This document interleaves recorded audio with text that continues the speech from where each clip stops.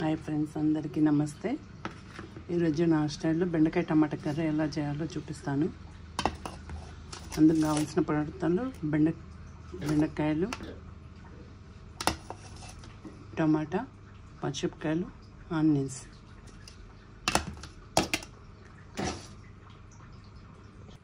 Already గిన్నె పొయ్యి మీద పెట్టుకున్నాను. గిన్నె వేడవుతుంది. గిన్నె వేడైనాక ఆయిల్ వేయాలి. కర్రీకి సరిపడా ఆయిల్ వేయాలి. ఆయిల్ వేడయ్యాక ఆవాలు, జీలకర్ర, తర్వాత ఉల్లిగడ్డ ముక్కలు ఒకసారి కలుపుకుందాం. అలాగే ఆనియన్ తొందరగా ఫ్రై కావాలంటే కొంచెం సాల్ట్ వేయాలి. సాల్ట్ వేస్తే తొందరగా ఉల్లిగడ్డలు ఫ్రై అయిపోతాయి. చూద్దాం ఒకసారి. ఆనియన్ బ్రౌన్ కలర్ అయ్యాయేమో. కొంచెం బ్రౌన్ కలర్ కావాలి. ఆనియన్స్ ఫ్రై అయ్యాయి. ఇప్పుడు మిర్చి వేసుకుందాం. మిర్చి కూడా ఫ్రై కానివ్వాలి.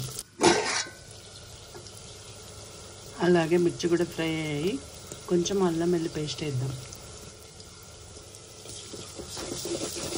ముందు అల్లం పేస్ట్ వేసుకుందాం కదా, పచ్చివాసన వేయరాక బాగా ఫ్రై చేసాము. ఇప్పుడు కొంచెం పసుపు వేసుకుందాం. ఈ పసుపు కూడా పచ్చివాసన వేయరాక వేసుకుందాం. ఇప్పుడు పసుపు కూడా మంచిగా ఫ్రై అయిపోయింది. ఇప్పుడు బెండకాయ ముక్కలు వేసుకుందాం.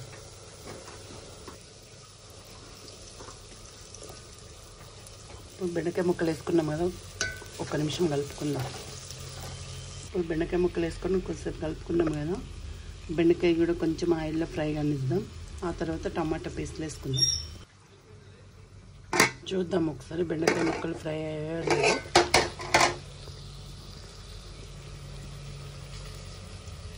మంచిగా ఫ్రై అయ్యి ఇప్పుడు టమాటా ముక్కలు వేసుకుందాం. ఇప్పుడు టమాటా ముక్కలు కూడా వేసుకున్నాం కదా, టమాటా ముక్కల మీద కొంచెం సాల్ట్ వేసుకుంటే టమాటా కూడా తొందరగా ఫ్రై అయిపోతుంది.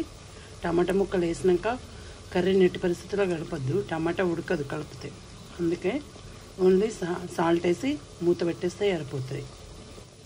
ఇందాక ఉల్లిగడ్డలు వేసినప్పుడు కొంచెం సాల్ట్ వేసాము కదా, ఇప్పుడు కూడా కొంచెం ఇద్దాము. ఎందుకంటే కర్రీ ఇసం అయిపోతుంది.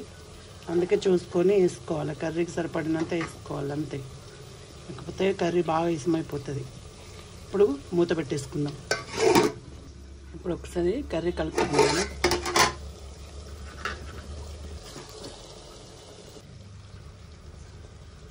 ఒక 5 నిమిషాలలో కర్రీ రెడీ అయిపోతుందండి. టమాటా మంచిగా ఫ్రై కావాలి. ఫ్రై అయిన తర్వాత దించుకొని వేడి అన్నంలో తింటే చాలా బాగుంటుందండి. అలాగే ఈ వీడియో గిట్లా మీకు నచ్చినట్లయితే లైక్ చేయండి, షేర్ చేయండి, సబ్స్క్రైబ్ చేసుకోండి.